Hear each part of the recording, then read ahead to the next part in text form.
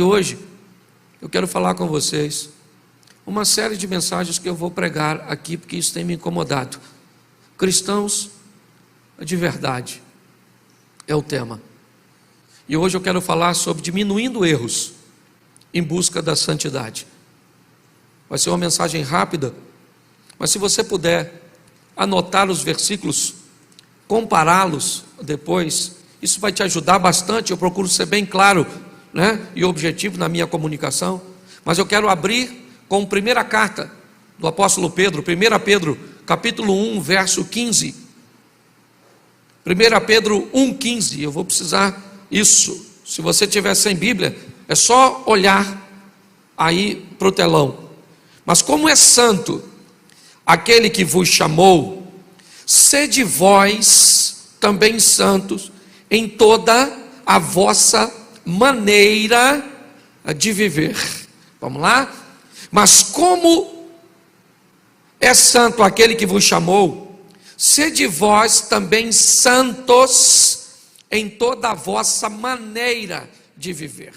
Feche seus olhos. Pai, em nome de Jesus, que teu Espírito Santo tenha a liberdade de agir em nosso meio, fala ao nosso coração, quebra, rompe tudo aquilo que não provém de ti, toda a resistência, joga por terra toda a distração, e que em nome de Jesus nossa mente seja capturada por tua palavra e pelo teu Espírito, para que possamos sair daqui refletindo sobre tudo que ouvimos e podemos resolver se vamos colocar em prática ou não em nossa vida cotidiana.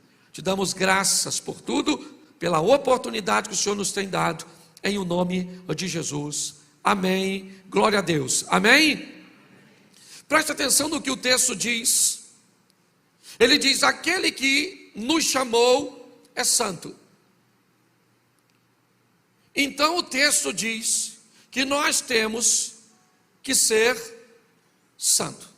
Porém, quando a palavra santidade ou santo, ela vai permear a nossa mente atual, ela parece uma proposta utópica, surreal, inalcançável,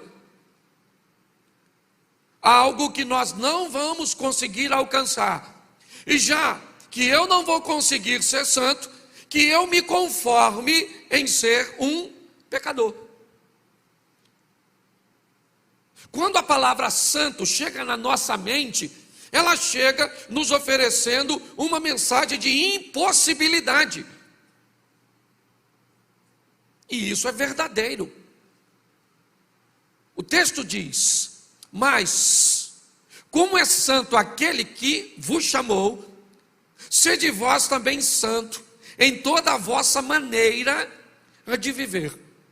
O que o texto está me dizendo é o seguinte: é que já que eu vou me encontrar com Deus depois que eu partir dessa vida, já que eu aceitei a proposta de vida eterna com Deus em Cristo, que eu saiba que Ele é santo, e que para estar com Ele, eu também preciso ser.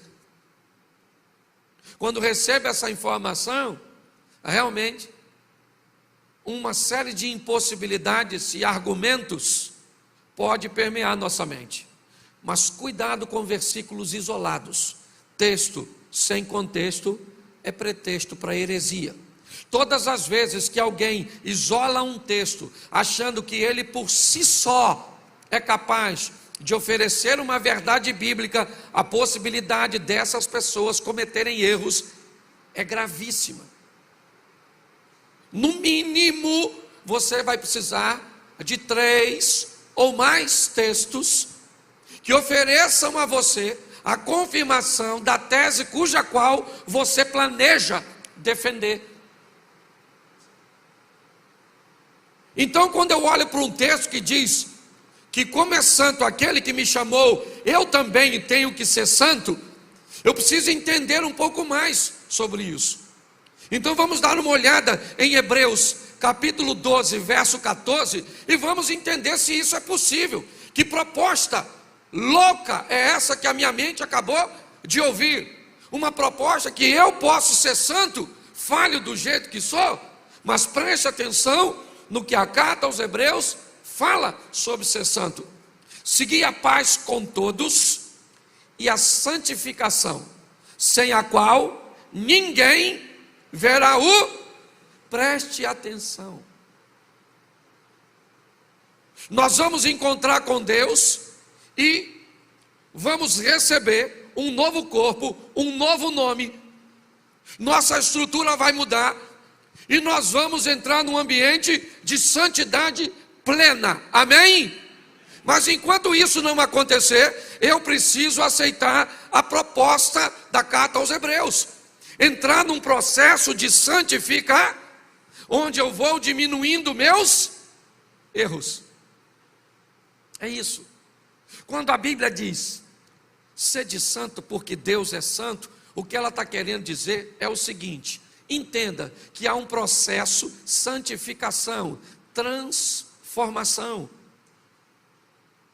A proposta é, você aceita o processo, entra nele, e cada dia que passa, você vai diminuindo suas margens de erros. E você vai se tornando santo. Não numa santidade plena, mas o próprio apóstolo Paulo diz, reduziu seus erros basicamente à margem de um. Paulo disse que orava a Deus porque ele tinha um problema. E o que ele ouviu de Deus? A minha graça te basta. É muito importante nós entendermos porque, se eu recebo a proposta de ser santo e descubro que eu não consigo ser, eu então me acomodo a ter uma vida onde Deus é obrigado a me aceitar do jeito que eu sou, sem que eu faça nenhum esforço para melhorar. Não é assim que funciona. Se esse é o evangelho que você tem ouvido, você está enganado. O processo é santificação, ou seja, é um processo onde eu vou crescendo, onde eu vou ganhando terreno, onde algumas vezes eu retrocedo, onde algumas vezes eu vou chorar porque fiz algo que fazia muito tempo que eu não fazia, mas acabei tendo uma queda. Esse é o processo. Por que todos têm que estar no processo? Porque quem está no processo sabe que perdeu o direito de julgar os outros. Porque o máximo que eu posso fazer é condenar você por um pecado que eu não cometo, mas eu também tenho o meu. Esse é o grande desafio. Mas entrar num relacionamento com Deus, achando que eu nunca vou conseguir melhorar, então você desiste de andar com Deus, que Ele não pede para você ou a você perfeição, mas Ele pede a você e a mim aperfeiçoamento. Melhore a cada dia, seja uma versão melhor de você mesmo todos os dias. Mas qual é o desafio? É que quando olhamos para nós, somos reincidentes. Muitos de nós vivemos quase um looping diário, cometendo os mesmos erros de ontem e dizendo hoje que não vamos mais fazê-los, mas amanhã cometemos novamente os erros que dissemos que não íamos fazer e dissemos que não vamos fazer e repetimos. Depois de um certo tempo, isso se torna um ciclo vicioso, e é fácil de explicar isso se você ler João 8,34. Nenhum texto explica melhor isso do que João 8. Põe para mim. Respondeu-lhe Jesus: em verdade vos digo que todo aquele que comete pecado é servo do... Em algumas traduções está escrito escravo. Mesma coisa.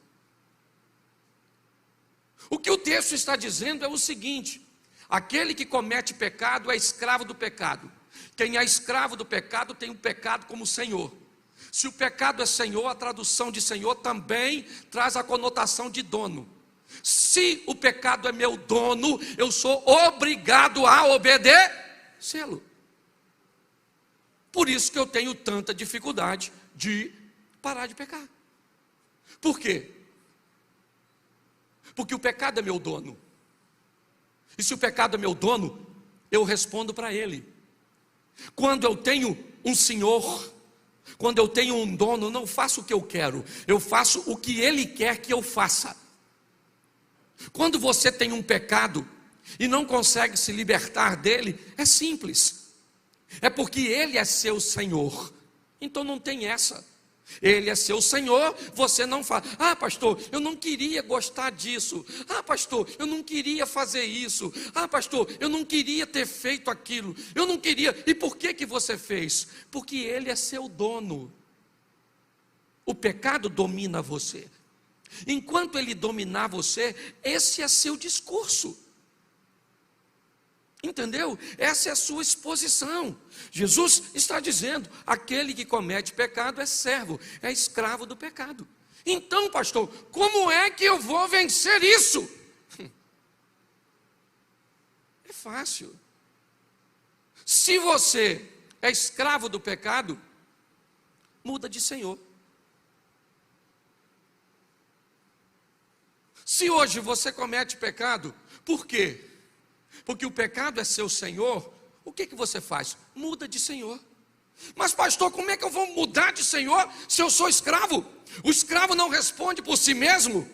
Para que o escravo troque de senhor, alguém tem que estar interessado em adquiri-lo, em comprá-lo. Porque se eu troco de senhor,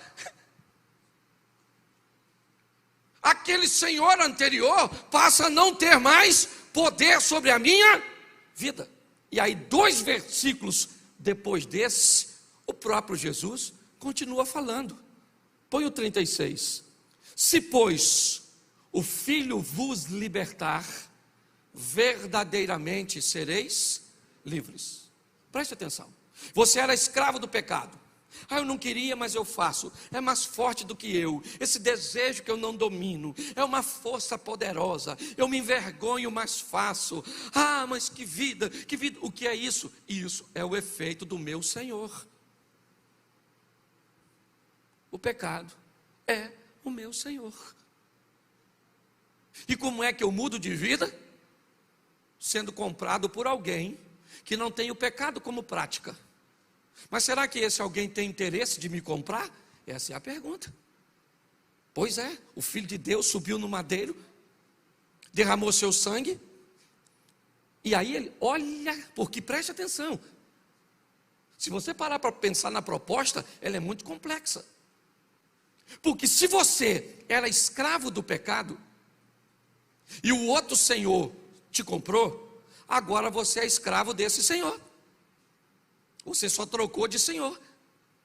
Mas esse Senhor que te comprou, te tirou das suas trevas, ou das trevas para a sua maravilhosa luz, ele diz o seguinte: se o Filho vos comprou e te libertou, verdadeiramente você é? Por quê? Porque enquanto o outro te obrigava a pecar, esse diz que você tem o pecado como opção. Você é livre. Por que é que tem gente que recebeu Jesus e ainda vive uma vida de pecado? Porque Jesus disse que você é livre.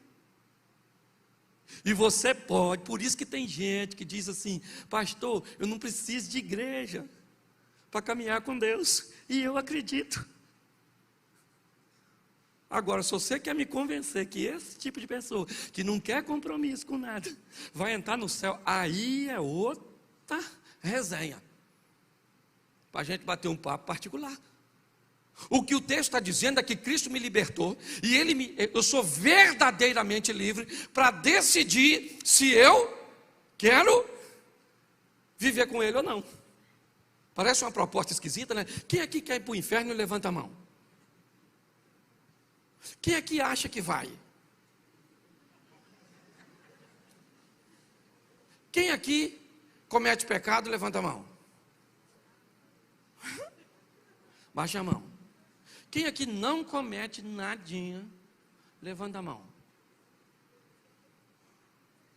Quem aqui comete de novo, dá uma olhada aí ao seu redor.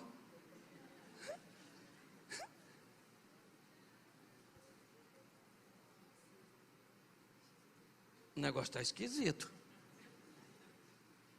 Pare para pensar. Eu quero falar com vocês um pouquinho sobre salvação. Um assunto que normalmente não dá ibope, né? Hoje, domingão, ceia, pastorzão tinha que pregar uma mensagem evangelística. rasga o céu. Eu estou preocupado que uma turma que o céu ainda não rasgou e está dentro. Estou preocupado com o pessoal que eu olho e vejo um sintoma de inferno. Estou falando sério, na igreja a gente olha umas pessoas e fala, não vai, Senhor. Eu nem sei se eu vou julgando o outro. Mas eu sou pastor, eu acho que eu tenho o direito de vez em quando dar umas olhadas na ovelha. Umas ovelhas esquisitas. Ah, pastor, tem muita ovelha que é cabrito. Gente, se tem uma coisa que é extraordinária, é cabrito no meio de ovelha. Por quê? Porque cabrito é audacioso, é dinâmico. Rompe os perigos, ovelha é mais conservadora. Então, às vezes, uns cabritinhos no meio do rebanho, é bom. Para fazer com que as ovelhas fiquem mais ousadas. Nós não estamos aqui brincando, meu irmão. Jesus está voltando. Entendeu? Ele vem para buscar a sua igreja. Que igreja é essa? Aquela que esteja disposta a entrar num processo de santificação. Que descubra que é difícil, mas que é possível. Que o pecado não é mais Senhor, e que o Senhor agora é Jesus. Amém? E o pecado na nossa vida se tornou um acidente, e não uma prática. Você entendeu? Acidente, prática. O que é acidente? Aquilo que acontece uma vez ou outra. Oh, meu Deus, estava distraído, falei um palavrão. Oh, Senhor, louvado seja o Senhor. Oh, meu Deus do céu. Oh, Pai, estou tão envergonhado. Mas tem gente que é um palavrão. E eu estou só falando palavrão para não. Então, escute só. Quando o assunto é salvação, eu acho que nós estamos. A gente precisa dar uma olhada nisso para não se perder. Efésios 2:8. Dá uma olhada. Eu acho que vale a pena nós. Efésios 2:8. Porque pela graça sois, por meio da, e isso não vem, é dom de, nós somos salvos pela graça. A palavra graça, eu já falei isso aqui, tem diversos significados, a língua portuguesa tem disso. Uma palavra com um montão de significado, palavra que não tem significado nenhum e que explica tudo, isso é a língua portuguesa, uma das mais difíceis do mundo. Me ajude aí com a palavra graça. Nós somos salvos mas a salvação não é mas eu queria saber qual a sua. O culto amanhã na casa da nossa irmã, queria perguntar o que você está achando, queria dizer que hoje você está uma palavra só, foneticamente dita do mesmo jeito, nem diferença tem. A palavra coisa, o que é coisa? Coisa não é nada que explica tudo. Se eu estivesse aqui falando e dissesse, estou sentindo uma coisa estranha, você sabe que tem algo de errado, mas não sabe o que é coisa. Certo? Depois, se eu falasse, eu tenho bem uma coisa para te falar. Já virou até verbo, tem gente que diz, eles estão coisando. Eu coiso, tu coisa, nem sei como é que é esse troço. Mas só para você entender isso aqui, graça, favor e eu não mereço, mas eu recebo, por meio por meio da fé. Porque pela graça sois, por meio e isso não vem, é dom de, o que a Bíblia está dizendo? Você vai receber a salvação sem mas no mínimo tu tem que ter, mas isso não vem de você. E Deus é bom demais. Ele falou, eu vou dar a salvação sem você merecer, você só precisa ter fé. Mas não consigo ter fé, mas não tem problema porque eu te ajudo. Olha que Deus bondoso. E como é que tem gente que vai para o inferno? Porque dificulta. O texto está dizendo, e quando eu olho para Tiago 2,14, aí eu consigo entender a profundidade da proposta de Efésios 2,14. Meus irmãos, que aproveita se alguém disser que tem fé e não tiver, porventura, a fé pode, nós acabamos de ler um texto que diz que nós somos salvos mediante e agora o texto diz, a fé O que aproveita alguém que tem e não? Aí ele pergunta: porventura, a fé pode? Sim ou não? Sim ou não? Sim, pelo menos no outro texto, mas nesse não. Porque esse diz que tem dois tipos de fé. E aí é que é o problema. Quando eu olho o texto seguinte, o verso 17, nós estamos no 14, pula para o 17. Assim também a fé, se não tiverás, é morta em si. Aqui diz que tem duas fés, uma morta e a outra. Uma fé que gera resultados e outra fé que não gera resultados, não gera transformação. O que o texto está dizendo é que quando alguém diz que tem fé, ele precisa mostrar resultados que dê substancialização, que componha a fé.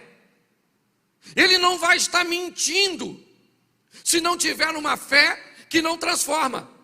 Por isso que pessoas, e aí me permito, que falam que têm fé em determinadas coisas, em determinados posicionamentos religiosos, eles não estão mentindo. E aí eu corro um perigo sério de caminhar entre duas esferas. Algumas pessoas que vão olhar para a fé sem obras é morta e vêm trabalhar na igreja, tirar serviço como obreiro, cantar no louvor, pregar, dar dízimo ou entregar dízimo, entregar oferta, fazer alguns trabalhos solidários, certo? E começam a achar que a fé é uma honra. Então tá bom, me mostra. Me mostra a sua fé. Ah, eu tenho fé porque tem dinheiro. E aí, meu irmão? É esse seu valor? É isso? Você mensura, é esse o princípio que você usa? Não. Que estilo de vida você tem? Quando as pessoas falam sobre o seu nome, como é que é seu temperamento? Ah, eu sou uma pessoa explosiva. Beleza, esse é o seu temperamento. Eu quero saber que poder tem o Espírito Santo sobre sua explosão. Ah, eu sou um homem que sou tendencioso para a mulher ou para uma vida sexual. Pois é, querido, eu quero saber que poder tem o Espírito Santo sobre esse desejo seu. Ah, eu tenho desejo por isso, tá bom. Mas eu preciso saber que poder tem Deus sobre você. Porque é possível que controlemos o nosso temperamento, que controlemos as nossas ações. Ou então, nós vamos ter problemas, porque a Bíblia está dizendo que uma fé sem obras que a justifique, que a solidifique, ela é morta. E aí, a pergunta é feita e a resposta pode ser dada: porventura, as obras podem salvá-lo? Não. Mas a fé pode salvá-lo sem obras? Não. Esse é o desafio. Quando olhamos para isso, preste atenção, segunda carta do apóstolo Paulo aos Coríntios, capítulo 3, verso 18. Me parece que é um texto que está remetendo a uma situação que Moisés viveu no Velho Testamento.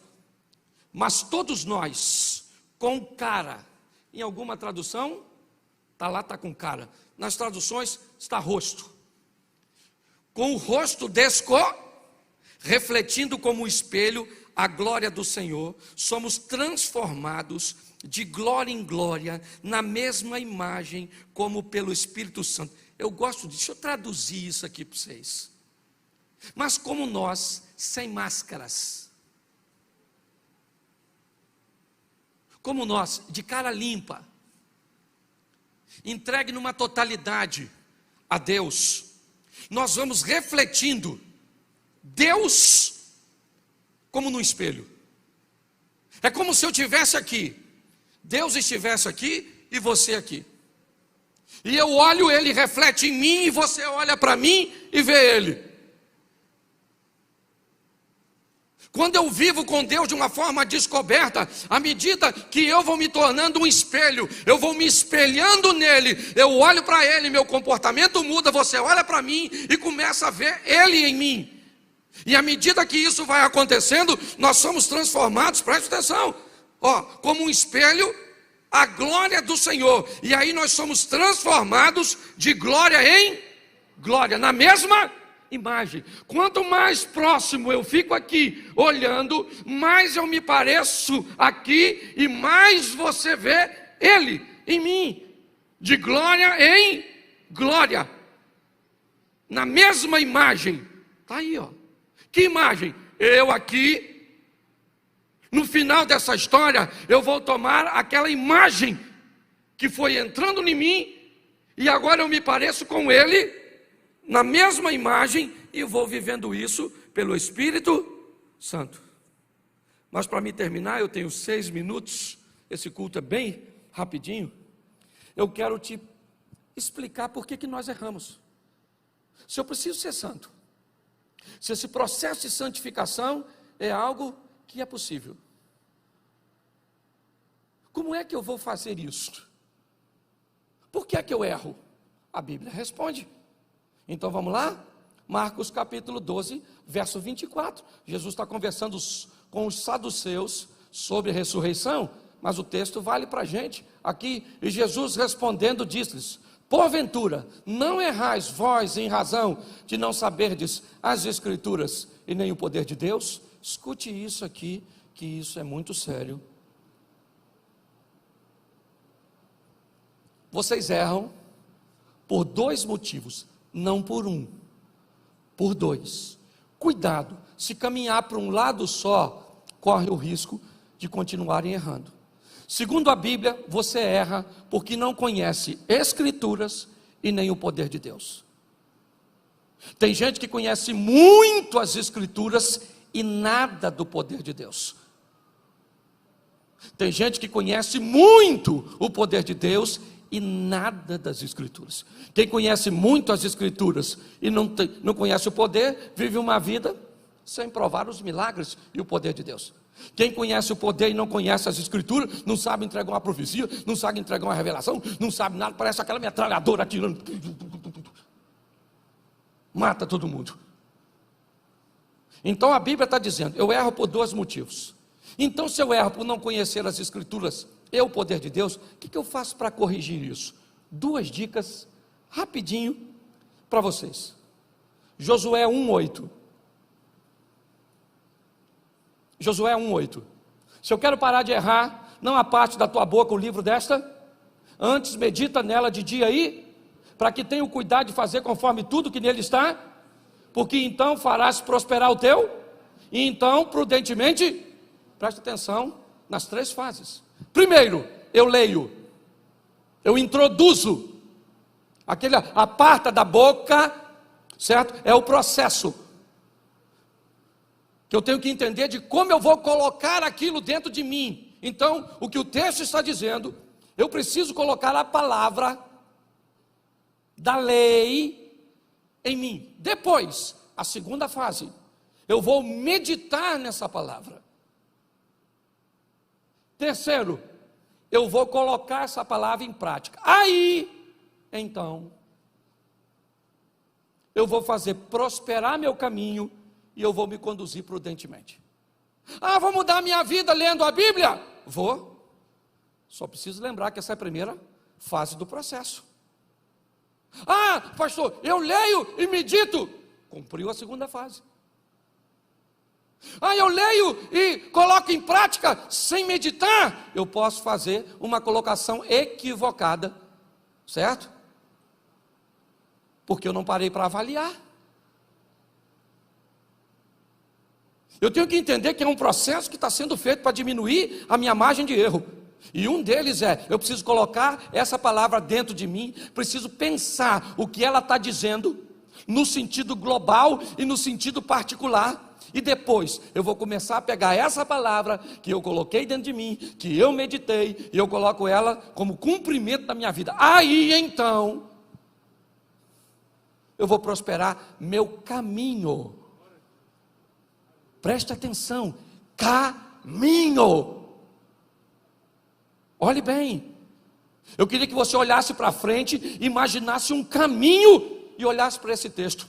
O que eu vou fazer? Eu vou prosperar para onde eu estou indo.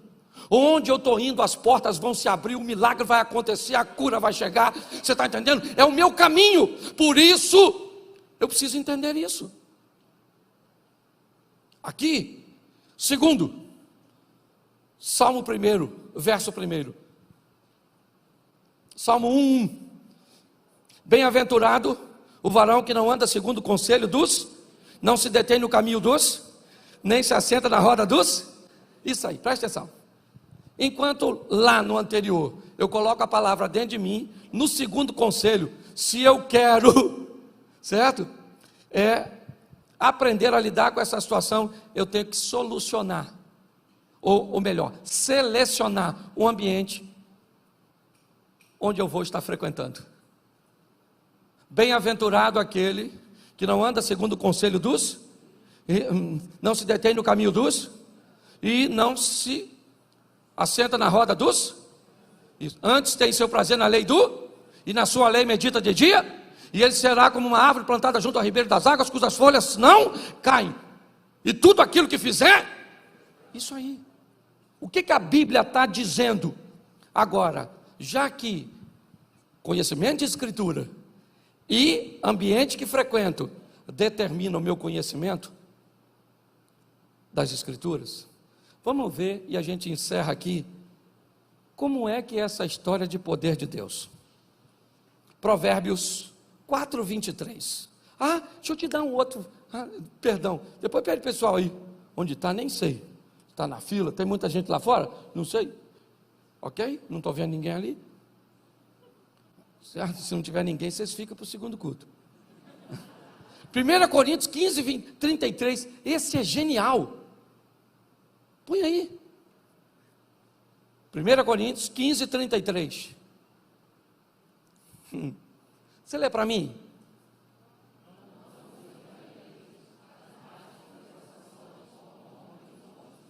Preste atenção. A Bíblia está dizendo, não se misture com quem fala besteira.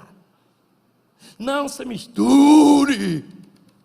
Porque as más conversações corrompem. Mas tem gente que diz que isso é mentira, porque quer praticar. Quando você pratica algo que a Bíblia diz que se você vai praticar, você receberá os danos, o que você está dizendo, e eu, é que a Bíblia está mentindo, e eu sei mais. Por isso o texto começa, não vos engane. Não, cuidado com os sofismas, sabe? Aquelas coisas que parecem verdades, mas são mentiras, colocações equivocadas de meias verdades. São desafios, sabe? É como se eu dissesse assim, o amor é cego, então Deus é amor, então Deus é cego. Isso é um sofisma. Quando nós olhamos para isso, o que nós precisamos entender precisamos nos posicionar da forma correta. E o poder de Deus, pastor? Então vamos lá, 2 versículos e eu termino. Jó 42:5, o último capítulo do livro de Jó. Olha o que Jó está falando. Com o ouvir dos meus, ouvi. Mas agora, como é que se conhece poder? Com experiência. Enquanto as escrituras ou o conhecimento bíblico eu tenho na palavra de Deus, no ambiente que eu vou ter, ou que eu vou frequentar, o poder não. O poder tem experiências particulares, e esse é o grande desafio. Quem não tem experiências com Deus e não experimenta o poder, tem dificuldade de andar no trilho, porque a Bíblia diz, você erra por não conhecer as escrituras e nem o poder. O que o texto está dizendo é simples. Eu preciso ter experiências com Deus. E de onde ela vem? Da obediência. Daniel, capítulo 3, verso 17, a gente encerra. Daniel 3:17. Amém? Eis que o nosso Deus, a quem nós servimos, é o que nos pode livrar. Ele nos livrará do forno de fogo ardente e da tua mão, ó rei. Verso 18. E se não,